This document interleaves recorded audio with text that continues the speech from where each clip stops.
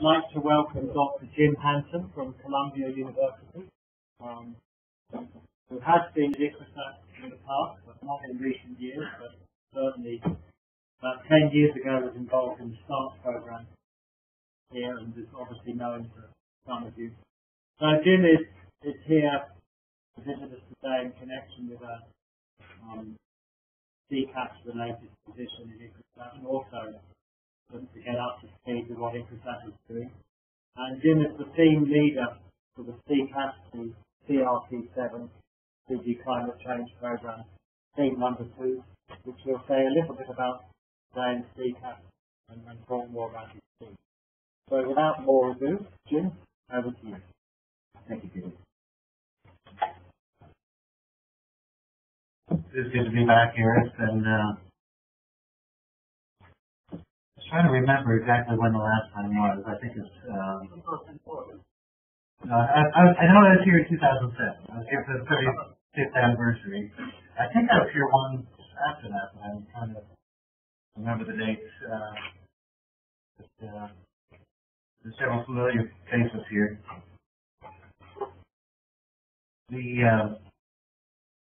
I'm sure all of you are familiar with CCAFS. It's equal to CRP7.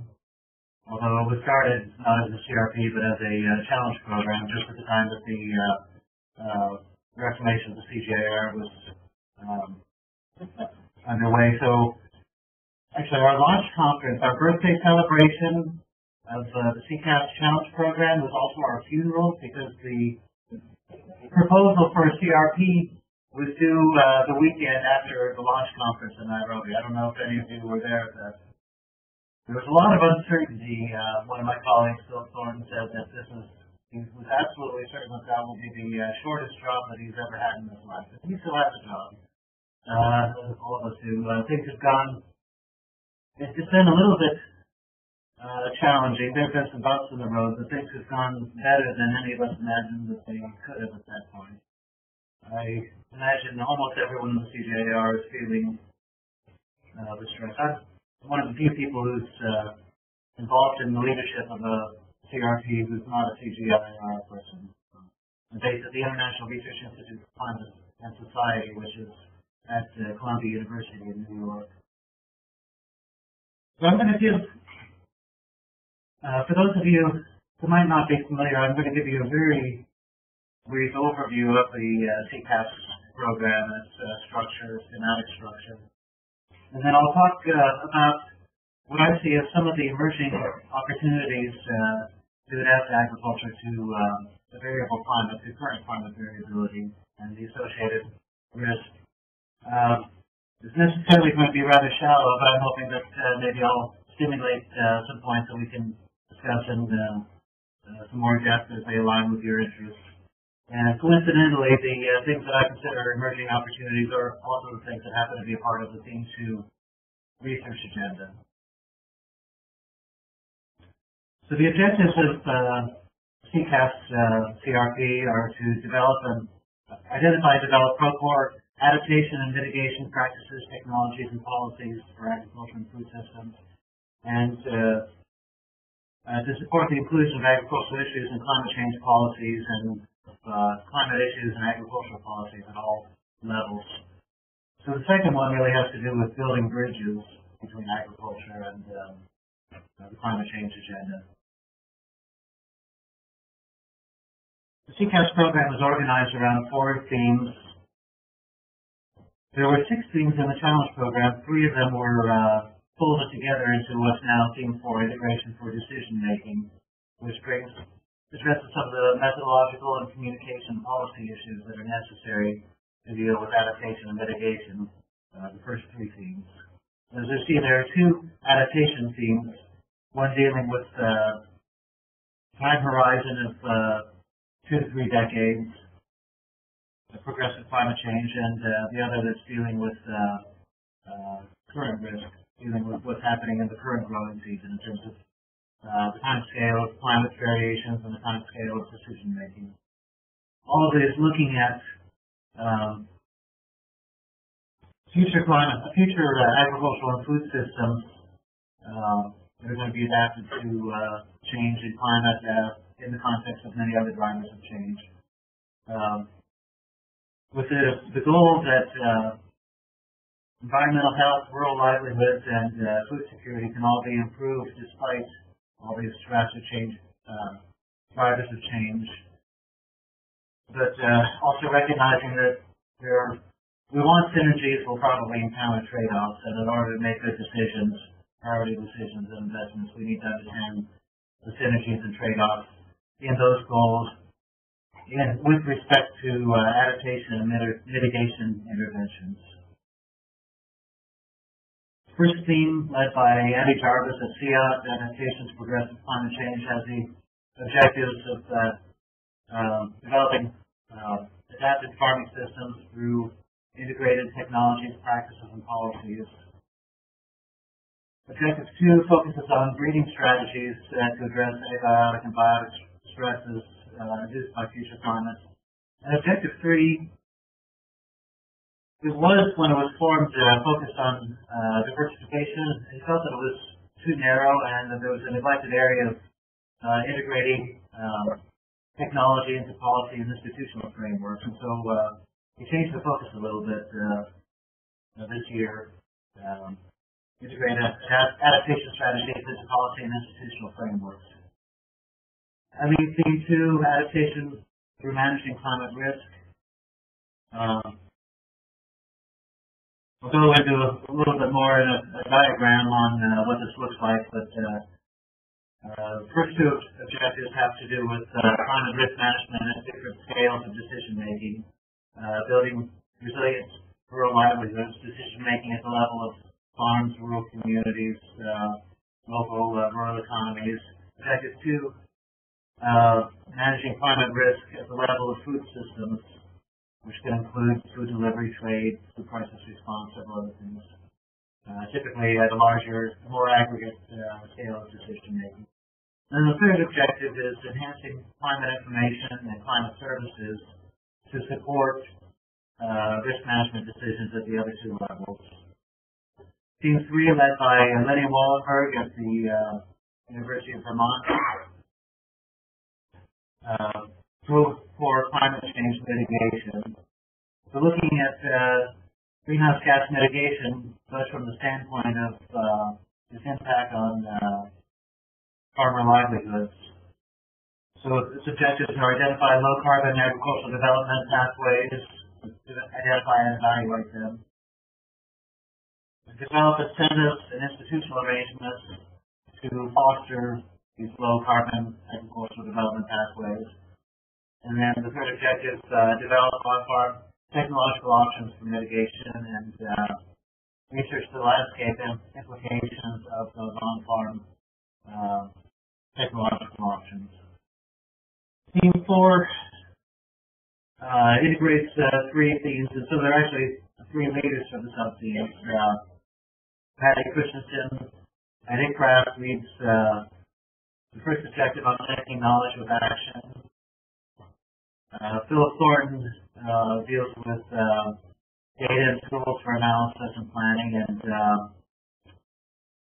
Jerry Nelson at IFPRI is working on refining frameworks, including analytical frameworks to support policy analysis. We work primarily, a legacy of being a challenge program. We recognized that we could not work everywhere as a challenge program. We had to focus our energies a little bit. And through kind of the big East and West Africa and the Indo-Gangetic Plains, those regions were carried over into the CRP, but we also recognized that we needed to expand into the mandate regions of additional centers, but we still couldn't work everywhere all at once. So we made the decision that we're going to be adding Southeast Asia and Latin America, but we haven't specified where yet as our additional focus regions. We're also expanding from the Indo-Gangetic Plains more broadly into South Asia. And again, we haven't exactly defined what that means in terms of geography. And I'll go ahead and say something I'm probably not supposed to say. This is something that I welcomed and that I've been encouraging in part because a lot of what ICRSAT does is really important to the teams that I lead. And it's in my interest to have ICRSAT more involved, which means having CCAFS more involved where ICRSAT is working. We have a network of benchmark locations where we're trying to establish participatory action research across themes, across interventions, and doing all we can to encourage team centers that are working on relevant issues within those regions to co-locate work as much as possible and participate together in evaluating technology management options at the same research sites. So I'm moving to the research areas within the theme-related risk is an impediment to agricultural development, and it's a necessary part of adapting to future climate change. Climate is the source of chronic poverty and vulnerability for a couple of reasons. One is that climate shocks periodically reverse development cause farmers to have to divest productive assets, which will set them back, potentially lock them into poverty traps, and require costly humanitarian interventions if the outcome falls below some crisis level. And this is important for reasons that I hope I can communicate. If you think there's some threshold level at which the extreme is bad enough that it kicks in a number of safety nets and humanitarian relief and assistance programs that more often than not are pretty independent of agricultural development. Even at the level of the UN, we have the World Food Program and OSHA, which is independent of UNDP and FAO. And in many, fortunately not all, but in many governments, food crisis management is handled independently of ministries of agriculture. So there's a real disconnect when working just on different parts of the distribution of the same problem. There's also a level of significant hardship where communities, so an opportunity cost to climate risk is somewhat hidden, but maybe as serious or more serious. This happens because of, well, for one thing, there's a moving target effect. I mean, this is because farmers have to manage based on some expected conditions, but management that's optimal for average conditions is going to be far from optimal in almost every individual year. So there's a tremendous loss of efficiency in management and use of inputs. But not only this, there's an additional inefficiency because farmers can't afford to manage for average conditions because of the hardship in this area. They have to manage for something that's worse than average. It shows up as use of inputs for fairly adverse climatic conditions. And so climate risk is an obstacle to uptake of technology that can improve livelihoods on average, but may increase the hardship in a climatically poor year. Not only affects farmers, but it affects market institutions, it affects food delivery, it can affect governments, and the relief trap comes in where there's a cycle and even in some places a culture of long-term dependence on humanitarian assistance and safety net programs where adverse climatic extremes are so frequent that humanitarian assistance of some form, that at least in terms of hydrology, in terms of the rainfall cycle, climate change is expected to increase climate variability. In general, not everywhere, not for all climatic variables, but we can expect that the problem isn't going to decrease, it may increase. So what I saw when I was writing the challenge program, this relevant chapter in the challenge program proposal a few years ago. So my task then was to identify promising climate risk management interventions that are not already mainstream within the CCAFS. So breeding production technologies tended to not be the focus because they were already very much embedded within the CCAFS. And as we were looking at where particular activities would fall amongst CRPs, the assumption was that there are other CRPs that will continue to support some of these genetic and field-scale agronomic and natural resource management technologies. So I was looking at things that are promising and underexploited either because they're very new or they've been constrained by gaps in knowledge, gaps in evidence, gaps in capacity, gaps in tools and methodology, gaps in data and information perhaps, gaps in infrastructure, gaps in coordination, where some new research might open up new doors. So transfer instruments, adaptive response to advanced information, local traditional knowledge that may be scalable, may be transferable, and potentially several risk management options at the level of food systems that even in my own mind and in the themes agenda are still evolving, still not adequately defined. And then opportunities to support these other risk management interventions through improved climate information and its delivery and services surrounding climate information. Design diversification. I think all of us understand that diversification can reduce risk.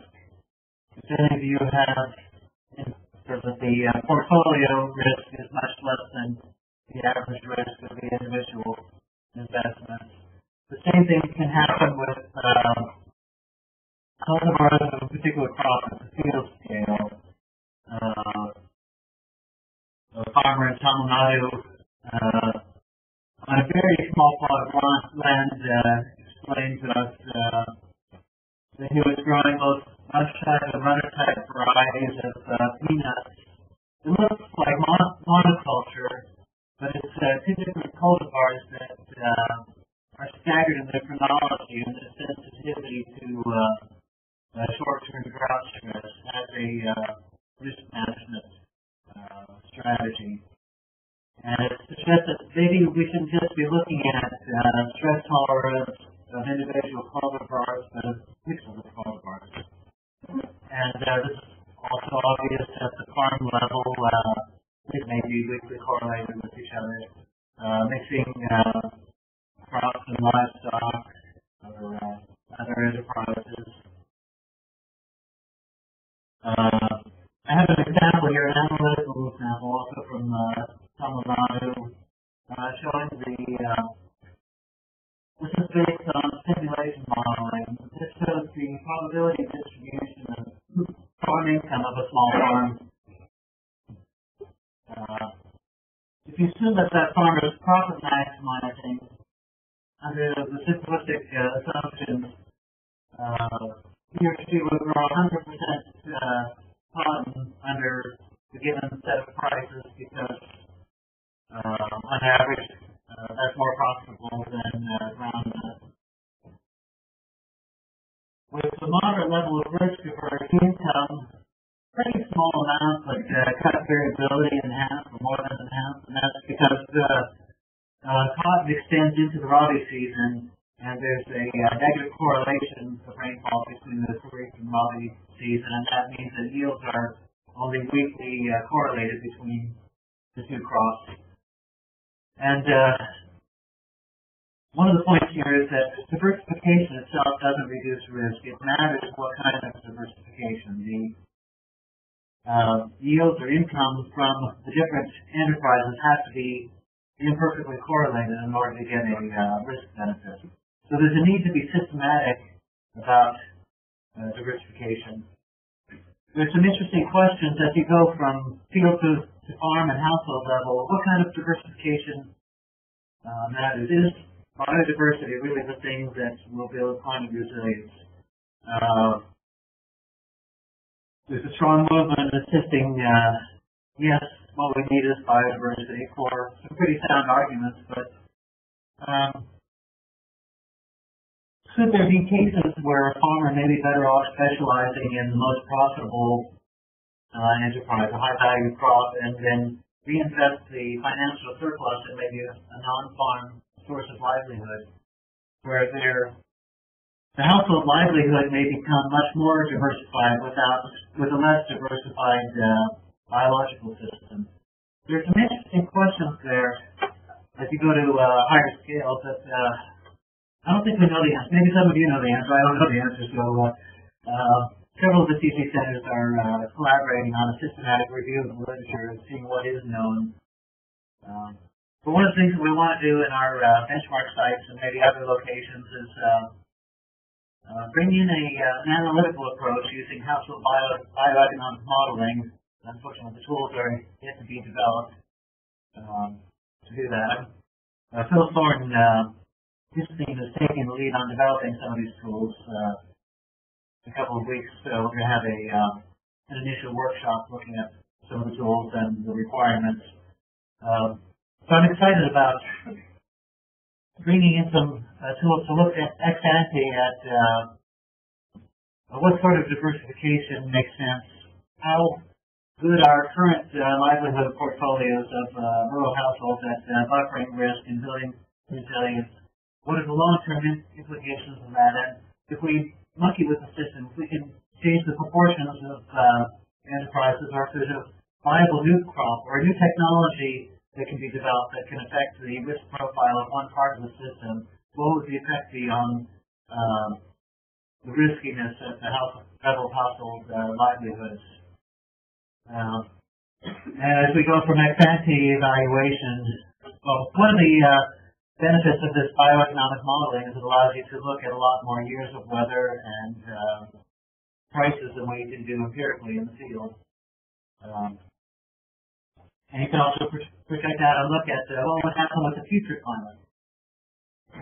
And hopefully, if these tools are tested adequately, and if we have the data, maybe we can go beyond evaluation towards design. And that's where the design diversification term comes from. And it would also give us an ability to look at some of these other interventions that I mentioned, and the new germplasm, some of the agronomic technologies, some of the other livelihoods that some of the centers are developing to evaluate them at the level of the whole household portfolio, livelihood portfolio, and evaluate it in terms of risk and resilience. Index-based insurance, that's become the latest panacea that's going to cure all the risk management problems. I've felt out of place at a couple of conferences around economists. When they hear risk management, that equals insurance. Agronomy, livelihood diversification, safety nets, plant breeding, they have no place because risk management equals insurance. There probably is a lot that could be exploited here, but I'm inclined to believe that it has a place as one part of a more comprehensive approach to managing risk. In the past it seems to be inviable except in cases like in India where there's pretty heavy government subsidy of insurance for smallholder farmers to be insured. That's because it's just very costly. The contracts are small, but the cost is still large of verifying the loss. The farmer has an incentive to buy insurance only if they recognize that they have more risk than the average farmer. Those who think that they have less risk would be less likely to buy. That's known as adverse selection. And then the farmer also has the incentive to over-report losses, while the insurance company has the incentive to under-report losses. That's known as moral hazard. Basing insurance on an index that's correlated with losses instead of the losses themselves offers the most exciting opportunities to reduce those problems and therefore greatly reduce the transaction cost of insuring smallholder farmers. There's a dark side, and it introduces basis risk. The fact that you're not insuring the actual loss means that farmers who are paying premiums will not get paid sometimes when they incur real losses, and farmers that don't need the payout will get the payout. I don't think we know how serious that is in terms of the economics or in terms of the incentives to buy. As I mentioned, there's a lot of excitement, but I'm also finding in some circles strong pessimism, and both of those seem to be more of a religious faith than anything based on evidence. It's the latest buzzword, the latest silver bullet in development circles. And so the excitement or the pessimism is outpacing the evidence and the knowledge base. So there's an opportunity for research to bring in some of the evidence about where it works, what sort of insurance intervention, in what context will work, and what needs to be in place for it to work. I think in part because of the people I interact with, particularly economists at my institute who's taking the lead on this, that there are particular niches where it will work for smallholder farmers. And there may also be cases where it wouldn't be the farmer who ought to be insured, but it may be the lender, it may be development projects, it may be a country's disaster relief program to provide free financing for safety nets for food insecurity, food crises. So a lot of exciting questions that I think are wide open to research, but still have yet to be well defined. We held a workshop, there's a picture of it, I did several months ago, bringing major research groups globally who are working on this together to do some brainstorming about what are the questions. And I don't know if we got them right, but we do have some ideas to start looking at if we just release a report summarizing that.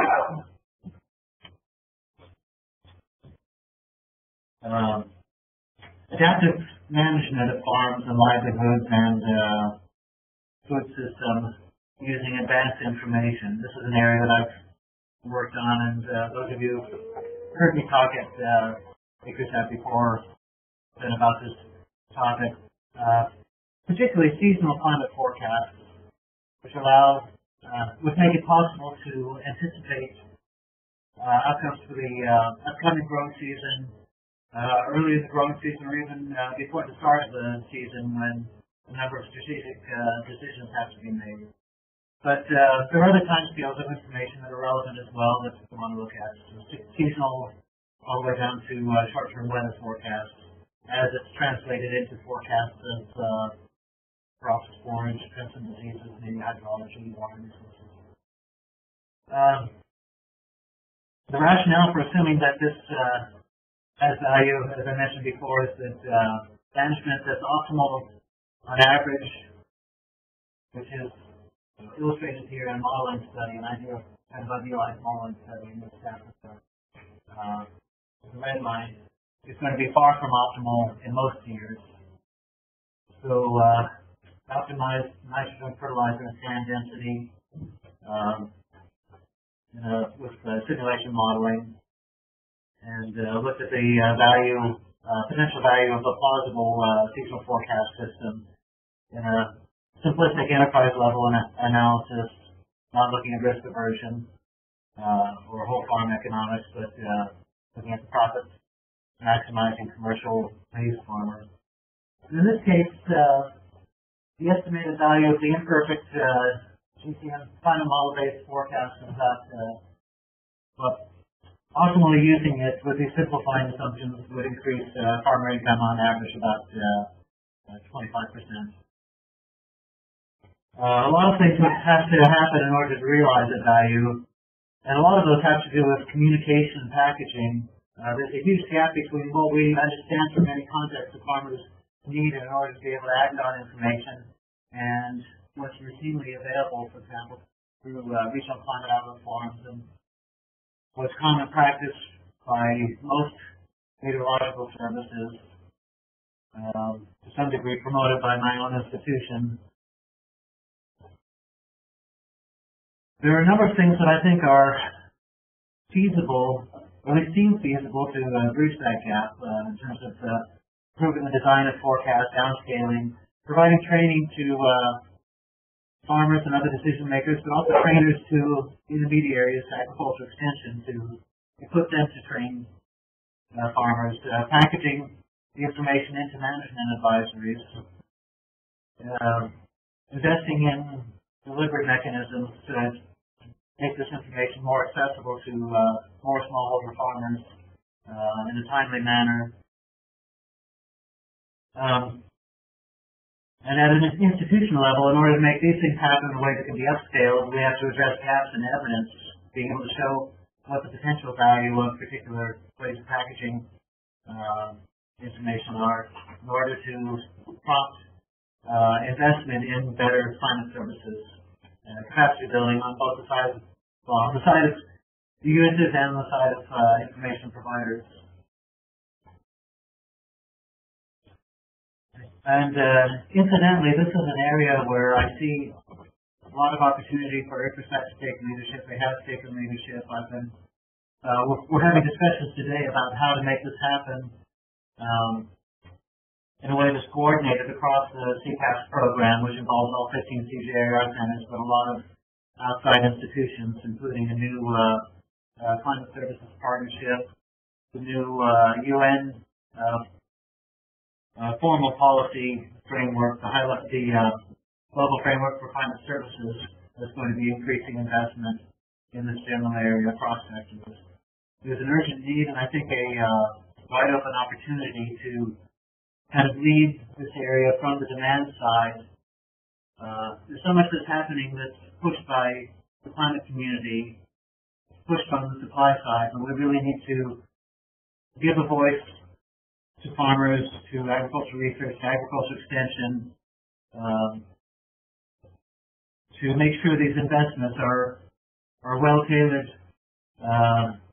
to our needs and the needs of the decision makers that we represent. But there's also opportunities to add value to the information that's provided and to address gaps in evidence. And I think these are things that the CCAR and research partners are well positioned to do. We're trying to build those things into the CCAFS research agenda with hope that ICRISAT can be playing a significant role. Building on traditional knowledge. This is one of those things that everyone knows you have to do, but I have no idea what it's going to look like. The traditional knowledge is going to be pretty context. So in our participatory action research, where we're going to be testing some of these other interventions, we are going to try to understand what rural communities are already doing in response to climate risk on the side of indigenous technology, but also risk sharing, social structures, community structures in order to share risk and provide safety nets to each other. Looking for things that might be bridging their local knowledge so that the interventions that we bring in can be tailored and fit within their system, but also going the other way to see if they may have some things that can be generalized, that can be upscaled, that can be transferred. What the regional program leader for South Asia is calling Climate Smart Villages. Our benchmark research locations where we're going to be testing a number of these interventions with participating communities. I think will provide a great laboratory for co-learning, learning with the communities, learning from the communities, what they're doing. Balancing the need to tailor all of these solutions to the needs on the ground, learning how to make them more effective in these specific contexts to show development impact, but also from the lessons learned doing that in many different contexts. That's, I forget what the count is. It's on the order of 15 to 20 sites in 2 continents, 3 regions right now.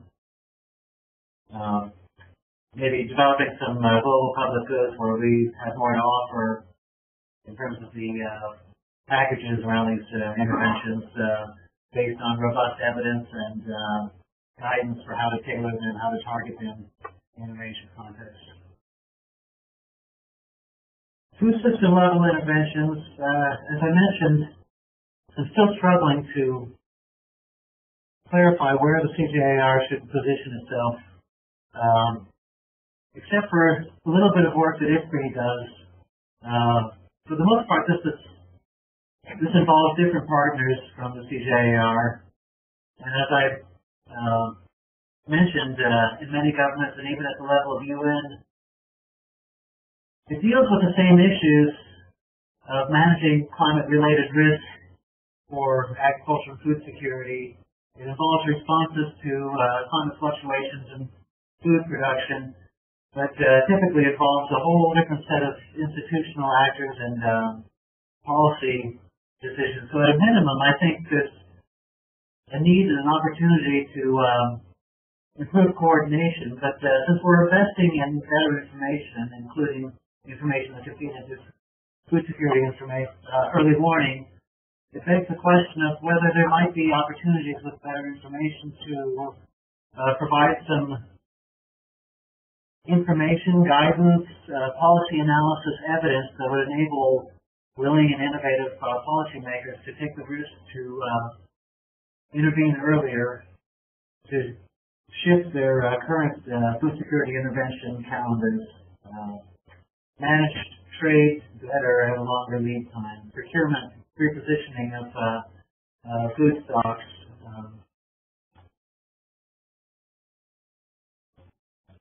interventions such as trade or releasing food stocks to manage price fluctuations, avoiding the sort of maladaptive responses such as we saw 2 years ago during a global spike in rice prices where countries froze exports and exaggerated the price fluctuations unnecessarily.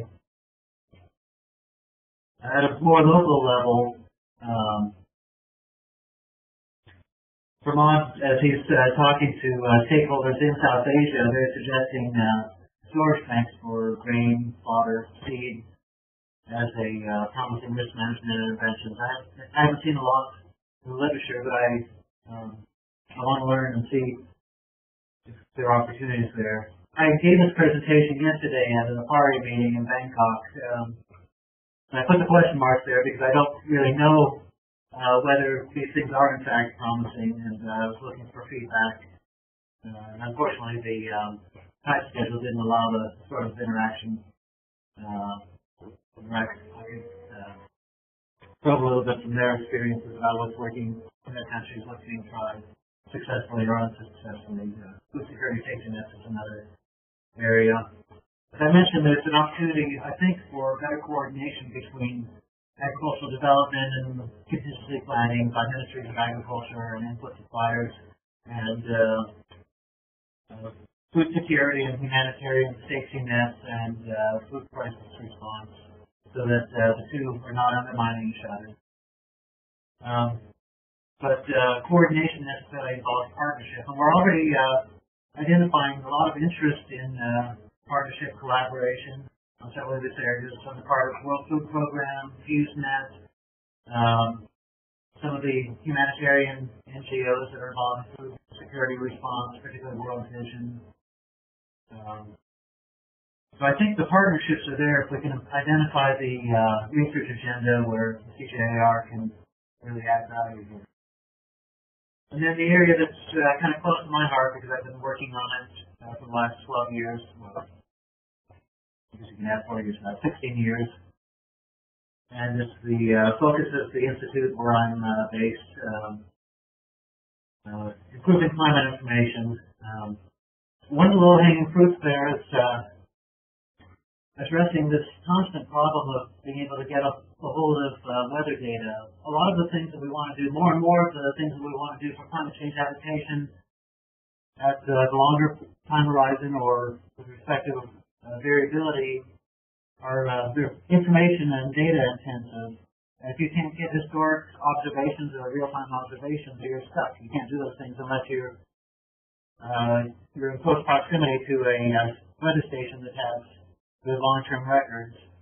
And particularly in Africa, but in many developing countries, observations are not only sparse, but they're declining. And data policy makes the data that are available and that do exist unavailable, often to most vulnerable within the countries that are supposedly being served by meteorological services. And there's a whole history of perverse incentives that are forcing meteorological services to treat their observations as a source of revenue instead of as a public good. There's something that we can do on the technical side to overcome this, and I've been thinking about this in the Africa context. I haven't started having these discussions in South Asia yet, but I was quite excited to learn a few years ago, in the context of a Google-funded project, that it is technically feasible to recreate a 30-year rainfall climatology across all of Africa with no gaps in space or time on a 5 to 10 kilometer grid, depending on where you are in the continent, relative to the Mediasat geostationary satellite. And if you can work with the Met Service to combine their full set of quality control observations with the satellite proxy data, you can probably get a pretty good quality product and you can test it and know what the uncertainty is. That project, under my protest, was following the old, what I think is an archaic convention of processing rainfall in a 10 daily time step. And it became immediately obvious to me that there's a wide open opportunity to recreate daily time series data that are so important to modeling the soil water balance and agronomic response.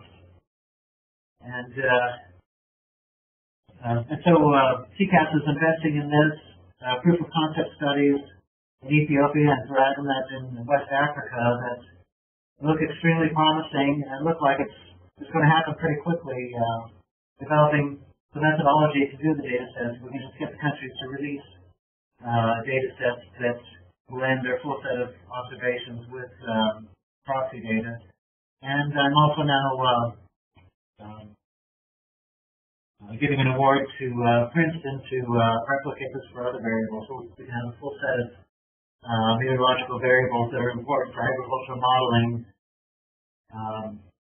reconstructed without any gaps in space and time. And that opens up a lot of opportunities if we can just get countries to allow us and their own institutions and their own people to access even the derived data if they won't release the raw data.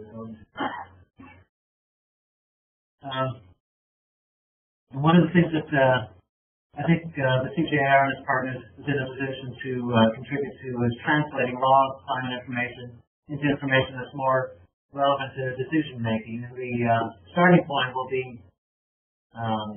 improving crop yield, crop production forecasts, extending it to range conditions, pests and diseases, where it makes sense to do so. I think similar approaches can be applied to improving hydrological forecasts, where I think there's some low-hanging fruit that can make at least a marginal improvements in lead time accuracy, spatial resolution, transparency in terms of quantifying what the uncertainty is in this forecast. And all of this diagram illustrates why I consider this important. In the interest of time, I won't show how this can be derived, but think of this as some measure of the distribution, a probability distribution around a crop yield forecast, for example. Ignore what the spatial scale is now. Let's say it's for example, a mean squared error prediction, something standard goodness of fit statistic. Up until a seasonal forecast becomes available, this is kind of a baseline risk based on long-term climatology. When the seasonal forecast becomes available, then you have an incremental reduction of uncertainty even before planting. You start to reduce uncertainty, and there's a big jump for determinate crops around antithesis as more of the weather data is measured with some degree of certainty instead of sampled from the chronological distribution with significant uncertainty. So this kind of a characteristic curve of how uncertainty changes through the growing season until time of harvest. Now, to be more complete, you have to add model error on top of that.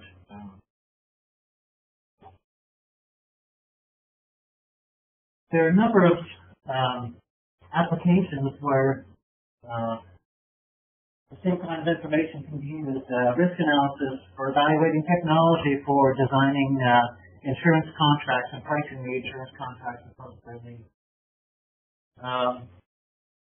Near the end of the growing season, where food security, early warning, and planning for possible food crisis response starts happening. And I understand in some cases those planning strategic imports and trade are looking at the same sort of information, the kind of information that's used at Agromat in West Africa provide late in the growing season, with a desire to try to increase the lead time if possible. So, at least the potential to improve decision making if lead time can be increased. For input suppliers, planning their inputs, and for farmers and their advisors to plan the purchase and use of production inputs before they're locked into them at the time of planting.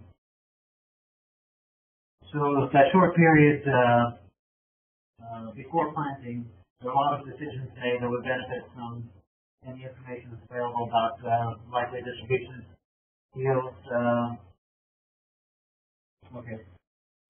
For insurance, they want to know what the baseline risk is. They don't want anyone to know about the seasonal forecast because that messes things up, but I think there's some opportunities to make that an asset instead of a problem. And then at the end of the season, the best estimate of what the actual losses might have been to determine whether there should be a payout. So all of these interventions and many others really need the same information. They need to know the best estimate of what the effect of climate is on production outcome or other outcomes. They need different lead times or different spatial scales. So I feel that investing in this area can be a contribution to a range of risk management interventions and capitalize on a lot of talent that's in the CCAFS. So specific areas that I think CCAFS is in a position to make some pretty quick gains on. I already mentioned developing blended meteorological data sets, blending station observations and satellite data, testing the integration of seasonal climate forecasts to reduce the climatic component of uncertainty, increase lead time of forecasts, reduce uncertainty early in the growing season in particular. Remote sensing data assimilation, assimilating remote sensing of vegetation, of soil moisture into crop or rangeland simulation models. And one of the things that I finally admitted to myself when I was looking for a way around it is that in order to do these things well, we're going to have to invest in some tools, some software tools. I was trying to avoid CCAFS branded crop forecasting platforms, but I think we have to bite the bullet and invest in some software to provide a friendly environment for researchers to work together on either testing methodology or developing some of this methodology without each of them having to replicate all of the software infrastructure, but also to do it in a way that can allow it to go pretty quickly into operational use. It's going to be a workshop in Sri Lanka next week on crop forecasting with researchers and potential users, and so this is one of the topics that we're going to be discussing in the South Asian context. And then there's also an institutional side of climate information that I'm quite interested in. There's at least some good arguments that climate information is not as effective as it could be because of gaps and salience. The information that's available is not optimally designed in terms of scale, format, content, timing to actual decisions. Access problems, particularly if you're looking at dispersed rural communities. There are some fascinating things being done in India at a massive scale, unprecedented anywhere in the world, to deliver information to rural communities, addressing the access problem. And I'm really anxious to find out whether they're doing it in a way that preserves salience, builds capacity to respond, addresses legitimacy, and all of these other things.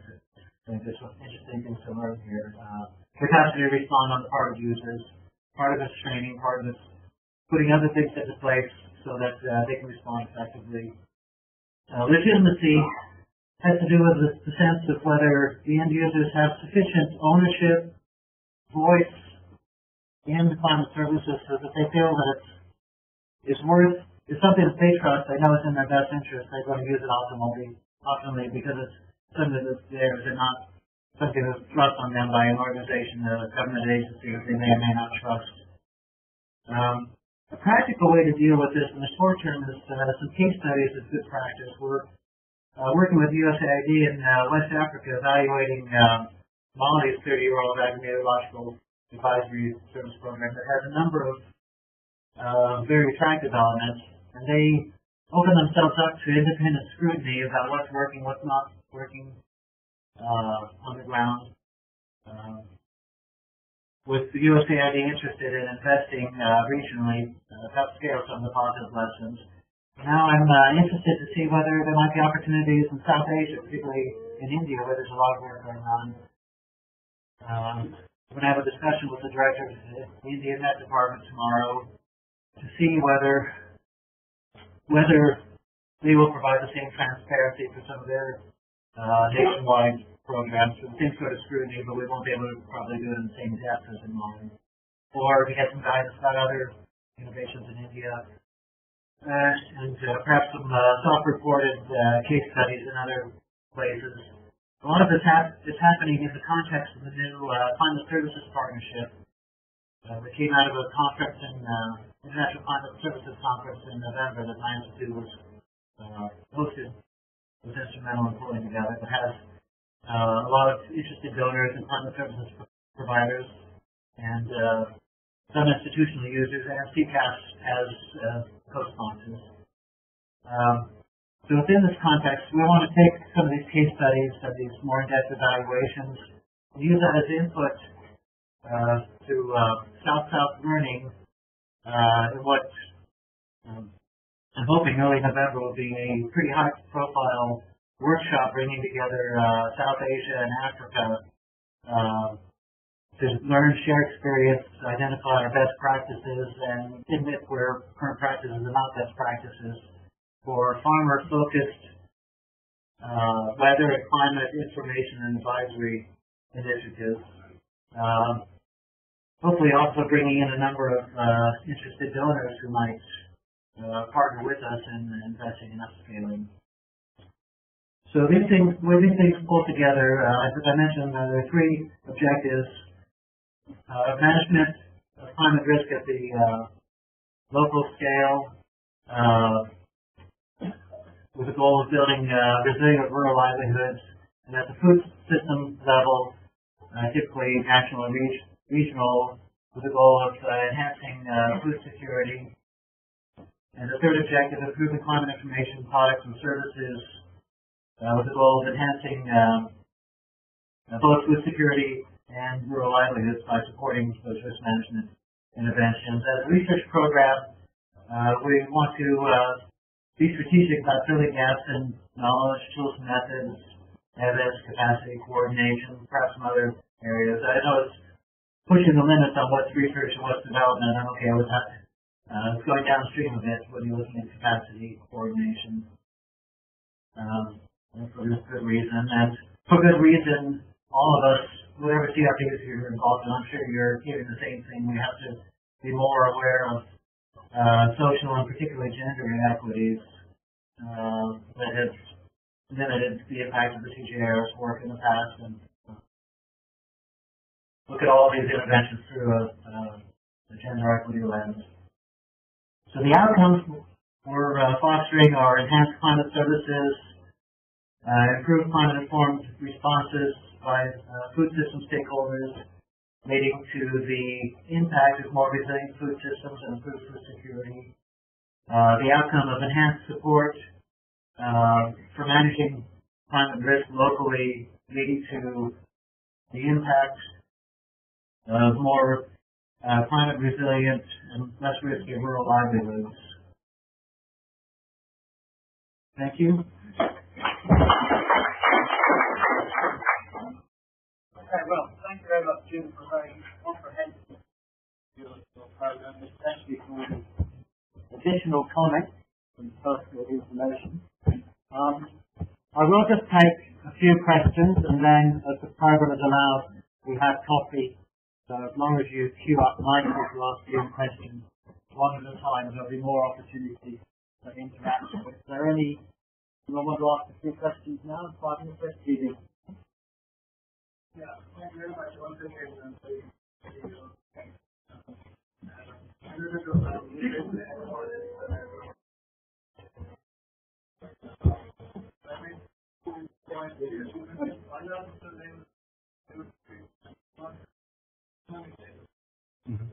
in India, it's very clear the last 50 years we lost a lot of problems. Residential the failure of how to make really find this. Everybody wants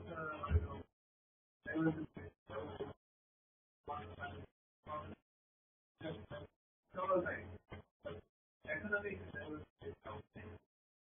10 years back, I used to give farmers 10 options to start in general.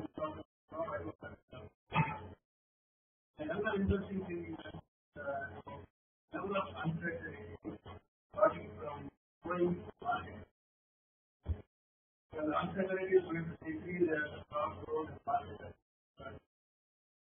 But yesterday, in one of the markets, thinking farmers, the market was 6,000 rupees per quintal of rising wheat. And several farmers have grown in our country it became 2,000. So I feel that the risk is still spreading, not only at the time of crop cultivation, but marketing side also developing countries. So there is no assured market or standard market or control market.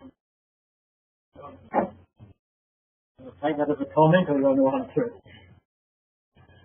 Yeah, my diagram was about yield. Markets are a lot more complicated, but in places where local yields may affect local prices, we should really find a way to look at that, and see if there's any way of forecasting market impacts of climate impacts on crop yields, crop production. Your other comment acknowledges trade-offs, possible trade-offs that we don't understand fully between perhaps biodiversity and economic diversity. Just intuitively, I don't think there's a trade-off. I don't think you have to sacrifice one for the other. If you have several enterprises that have markets, well-developed markets, where they're all more or less equally profitable, but if you have a case where there's maybe one dominant crop that's more profitable than any others, from a livelihood standpoint, it probably will be better for the farmer economically in the long run to generate a surplus, maximize that economic surplus, as long as they don't get wiped out by a drought or climate shock while they're generating that surplus, and then reinvest that in something else. But I think the answers to these questions about what sort of Diversification is best to the farmer, and whether you have to sacrifice ecological diversification to get them the best long-term livelihood and benefits. I think those are going to be very context-specific questions, but maybe we could find systematic tools to look at that analytically ex ante with some modeling rather than totally trial and error. Jim, thanks for the seminar. You alluded to the link between climate forecasting and farmers' total emissions and also food aid. Does this program undertaking studies to look at the cost benefit of the preventive measures, i.e. building for resilience versus food aid?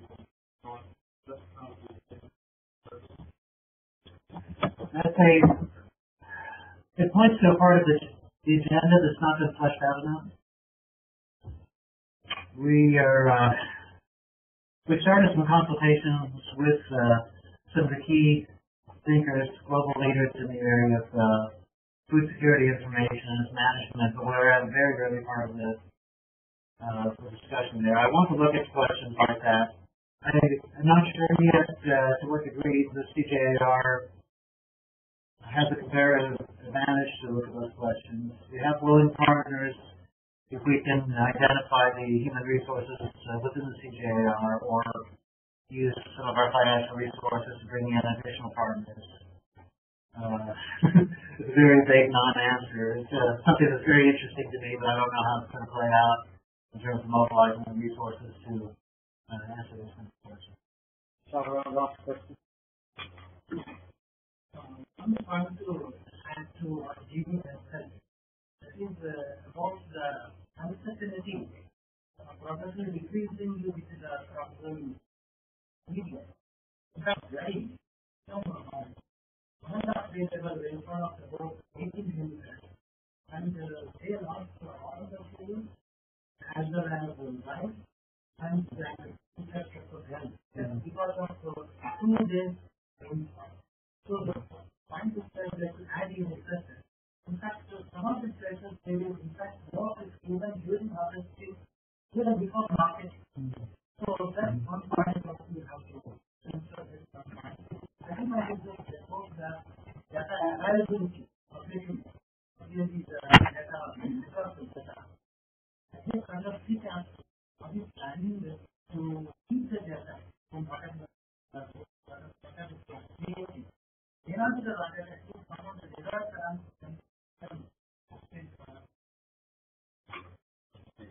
Your first point is an excellent point that I should definitely keep in the back of my mind, and I hope that as we start to engage more of the teaching scientists who are working on these areas and get them to work across centers and communities of practice, we'll find some people who can kind of champion this post-harvest laws and post-harvest management areas.